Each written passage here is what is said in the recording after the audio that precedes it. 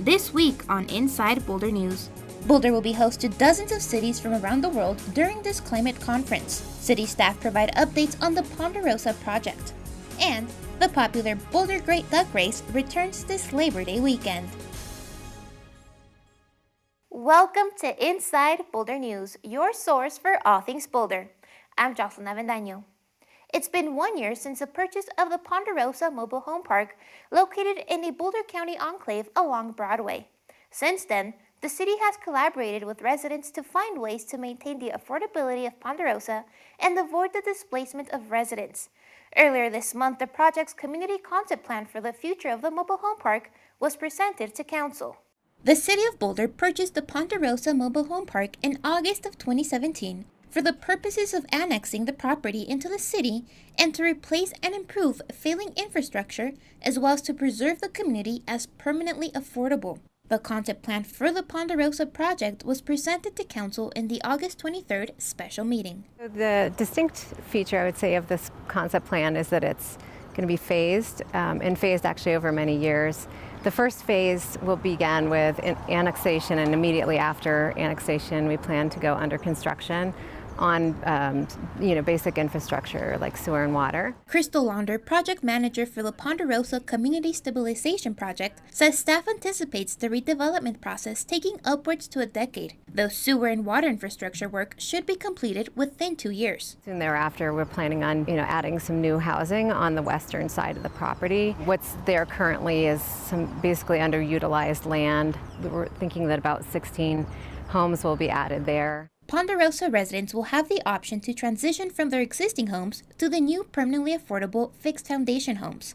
Part of the concept plan also includes community amenities such as green space, play areas, and a community house. Overall, the council was supportive of the concept plan. The primary next step is that we prepare our site plan and then move it through site plan and annexation. And also, we're planning on having a couple of workshops. The site plan is anticipated to be ready for submittal over the next couple of months. To learn more about the Ponderosa Community Stabilization Project, visit the website seen on screen. Next week, Boulder will be home to the 5th annual meeting of the Carbon Neutral Cities Alliance, or CNCA. The Carbon Neutral Cities Alliance is an association of 22 cities from around the world who have all made commitments to deep emissions reduction in their own cities. Boulder is the first city in the U.S. to host this international conference. This 5-day summit will provide member cities such as London, Melbourne, and Copenhagen, among others, with opportunities to advance their own transformational climate efforts. We'll see the Boulder Commons site, where we have a remarkable example of a net zero building. We're going to go out and look at one of our carbon sequestration projects that the city has going, as well as all week talking about some of the leading work that's taking place around the world in zero emission transportation, in reducing natural gas use, and in developing a whole bunch of new renewable energy.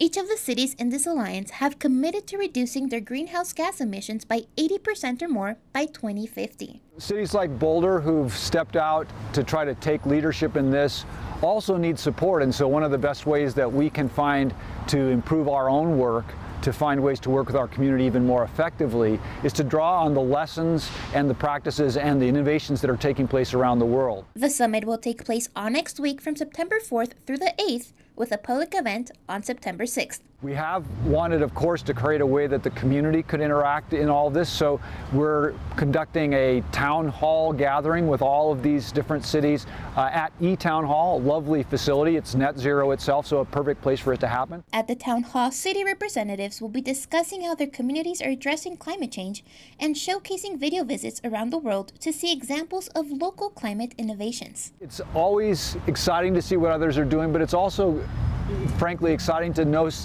that we're considered a world leader in a lot of this as well. So I think it's an opportunity for the community to really participate in this work that really the community has made possible. The town hall will take place on Thursday, September 6th from 7 to 9 p.m. You can watch the event being streamed live on etown.org/live. And if you would like to learn about the city's ongoing climate and energy efforts, visit boulderclimate.com. For the last couple of months, the city has offered a free shuttle service for visitors wanting to access Chautauqua. The program was implemented to address parking and access challenges at the popular open space destination. However, as the summer season comes to an end, the popular program will be coming to a close. Monday, September 3rd is the final day of service, and the New Vista High School lot is already offline because school is back in session. However, people can continue to park at the CU Regent parking lot. During the summer season, shuttle ridership averaged at around 1,400 people each weekend, reducing vehicular and parking impacts on neighbors and the area's natural and cultural resources. Community members can still provide feedback about the shuttle program by visiting parktopark.org. They brought you the Creekside concert series earlier this month. Now the Parks and Recreation Department invites the community to enjoy a Creekside movie in the park on Friday, September 7th. Join the city for a free movie showing under the stars with live music, food vendors, and local craft beer. Food and beer service will begin at 5:30 with music playing from 6 to 7:30 p.m. The movie will start at dusk, so make sure to bring a blanket. The September 7th movie will be the cult classic, The Goonies. Come on! We do have cold beer being served by Boulder Beer, and all the benefits from that sale goes to the Play Boulder Foundation. So it's a really great way to come out, do something really fun, and just give back to your community and to Parks and Recreation. This Labor Day weekend offers lots of reasons to come to downtown Boulder, one of them being the Boulder Creek Hometown Festival. And after some time of no quacks, Boulder's popular duck race is back. The 2018 Boulder Creek Hometown Festival will end summer with a bang. The event will feature 3 days of arts and crafts all through Central Park, live performances at the band shell, and a beer garden. The festival will be free to the public and will have an interactive kids and sports expo. And who can forget the popular duck race? Over 7,000 community members participate in the duck race each year, all going towards a good cause. The duck race supports the Play Boulder Foundation, which has been around since 1976. We have 3 main focus areas, one being placemaking. We help with capital campaigns. Then we have environmental sustainability. And our real popular focus area is access, so that all people, no matter of financial means or disabilities, can have access to our parks and program. One of which is the Expand and Y-Side program. Quacktastic prizes are available for the first set of winners. Community members can register the duck for the race throughout the Hometown Creek Festival up until Monday at noon before the race. Classes started this week for CU Boulder, which means college football season shifted into gear as well. This week, Pro Street put on its black and gold to kick off CU's first home football game of the season. For more than a decade, Pro Street Stampedes have united thousands of Buffs fans. A day before each home game, players from the CU football team and coaching staff are greeted by spectators at this town destination.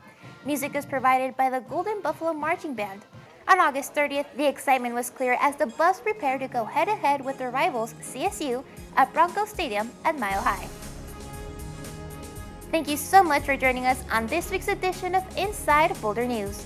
If you have pictures, news tips, or events you'd like to see featured, we love to hear from you. Connect with us on Facebook and Twitter. You can also sign up to receive video updates right in your inbox. Just go to boulderchannel8.com and click on subscribe. Have a good week.